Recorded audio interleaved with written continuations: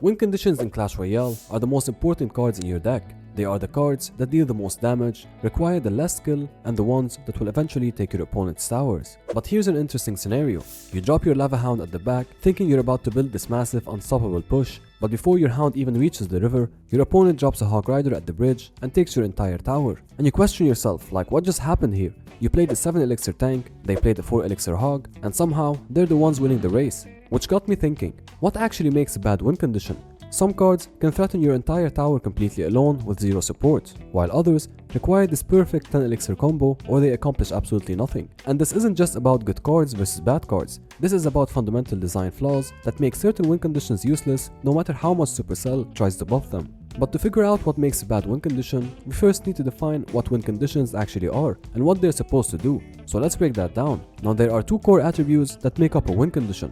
First, high damage potential. If your card connects with a tower, it should deal serious damage proportional to its elixir cost. And second, ease of tower connection. The card needs to actually reach the tower reliably through either speed, targeting mechanics, or unique placement. But the thing that separates real prime win conditions from others is building targeting. True win conditions only target buildings, which means they completely ignore troops trying to distract them. This is exactly why cards like Mega Knight and P.E.K.K.A. aren't win conditions even though they deal massive damage, because you can literally kite them with 1 elixir skeletons to the opposite lane and they'll never touch your tower. Based on this, I analyzed every win condition and was able to pinpoint it to 5 core mechanics that make up a bad win condition. And the first is mandatory support dependency. If your win condition cannot function alone and requires specific synergy cards to accomplish anything, it's a bad design. And the prime example for this is the Lava Hound. Let's look at the stats. Lava Hound costs 7 elixir and is very tanky, with it being one of the highest HP air cards in the game. But here's the issue. It only deals 40 damage per second at level 11. To put that in perspective, a Knight deals almost triple that. So a solo Lava Hound at the bridge is genuinely less threatening than most 3 elixir cards. The card literally exists only to tank for other troops. It doesn't deal meaningful damage on its own. And this creates a massive problem,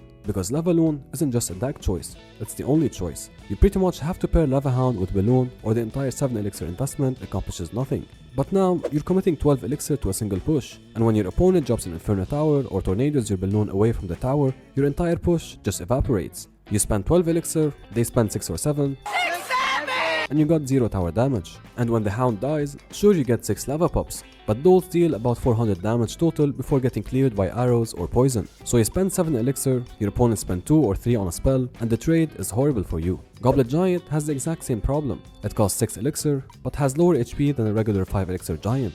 The card is only used in Sparky decks or in front of a P.E.K.K.A. So the key point to take away is this: good win conditions can dictate the pace of the match on their own. They apply pressure independently. Bad win conditions, however, lets your opponent dictate the tempo, because they need setup time and they need specific card combinations just to threaten any value. If your win condition needs a 10 elixir support package to work, it's not a win condition, it's a liability. The next criteria for a bad win condition is hard counter vulnerability. Every card has counters, that's just how the game works, but there's a difference between having counters and being completely shut down by common low-cost cards with zero counterplay.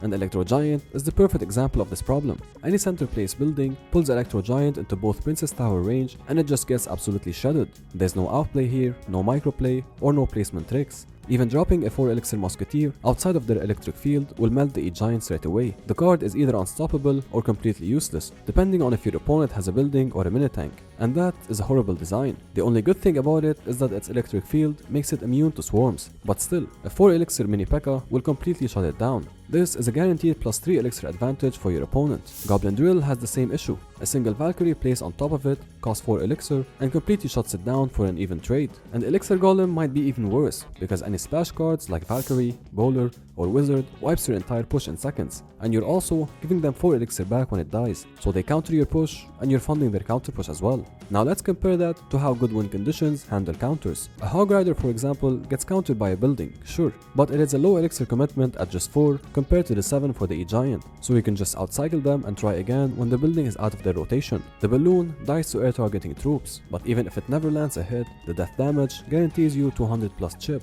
The difference is counterplay. Good win conditions have options when faced with their counters. Bad win conditions just fold. With Electro Giant, there is no skill expression. You place it, it walks forward, and the outcome is decided entirely by what's in your opponent's hand. If they have a building, you lose. If they don't, you probably win. There's no room for outplay, and that's the problem. The third mechanic is zero guaranteed damage, and this is where the gap between good and bad win conditions becomes really obvious. Good win conditions extract value even when they're countered. Bad win conditions gets completely shut down. Hog Rider, even against a perfect building placement, will sometimes get at least one hit on the tower before it dies. Balloon, even if it gets killed before landing a single hit, the death damage will still deal tower chip damage or damage troops underneath it. The miner will always connect for 3 or 5 hits, and these cards always chip their way to victory even through counters. After 5 pushes, even if all 5 get defended, you're still looking at over 1000 damage accumulated, but some win conditions can be shut down almost immediately, consistently every time, giving you no value at all, especially if your opponent counters them with a low elixir cost tool,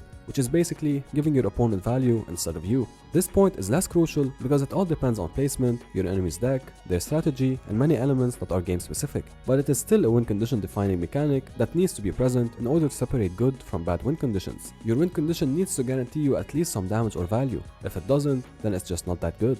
A Royal Giant can still get you at least one hit on the tower even when countered perfectly with a building, and if it doesn't get you a hit, this means your opponent overspent to defend it, and now you're at an elixir advantage. It's simple game mechanics. Next key element that makes a bad win condition is binary win-lose outcomes. Some win conditions give you zero room for skill expression. The card either steamrolls or gets destroyed, and there's nothing you can do about it because the outcome was decided the moment the match loaded. Electro Giant is the worst defender here. There is literally zero microplay with this card. No placement tricks, no timing windows or prediction potential. You place it in the back, it walks to the tower, and the result is entirely determined by what deck your opponent is playing. Compare that to the Hog Rider, where you have some sort of skill expression, you can place the Hog Rider smartly and actually get value.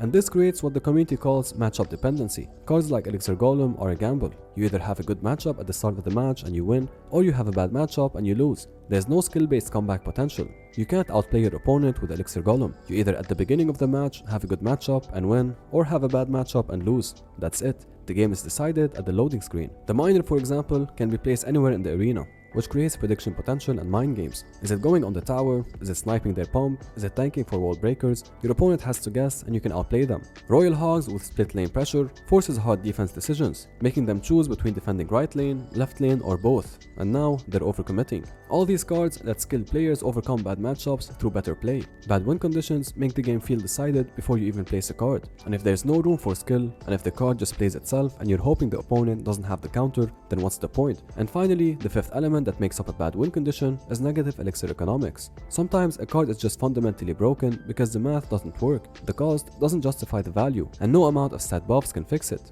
And sometimes it's the opposite. Wall breakers, for example, almost always force out a negative elixir trade for your opponent, or at least an equal trade, which makes it one of the strongest win conditions in the game. And the Evo version is even more broken. I mean, seriously, Supercell needs to do something about it, as it's almost impossible to defend them with a positive trade. But this makes it a great win condition. The Elixir Golem, on the other hand, as broken as it can sometimes be, falls short many times. This card costs 3 elixir to deploy, but when it fully dies, it gives your opponent 4 elixir back. You're creating a net 7 elixir disadvantage before we even talk about the damage dealt or troops traded. And the fact that it can easily be countered with just a wizard, for example, makes this worse. The only way this card has ever been remotely viable is when you pair it with a battle healer to keep your troops alive long enough to overwhelm the defender. But if your battle healer gets fireballed or lightened, your opponent gets a free 4 elixir and full counter push potential. But it's not just Elixir Golem. The Lava Hound is 7 elixir for 40 damage per second. Goblin Giant is 6 elixir with lower HP than the 5 elixir Giant. And the Golem needs a whole 50 elixir push behind it to work. If the elixir cost doesn't match the guaranteed value you're getting, the card is a bad win condition. And this is something that you can't fix with stat buffs. Buffing Elixir Golem's HP doesn't change the fact that it gives 4 elixir to your opponent and is heavily matchup reliant. Buffing Lava Hound's damage doesn't fix that it needs 7 elixir plus a balloon to threaten anything. When the math doesn't work, the card doesn't work. It's that simple. These 5 traits make up a bad win condition.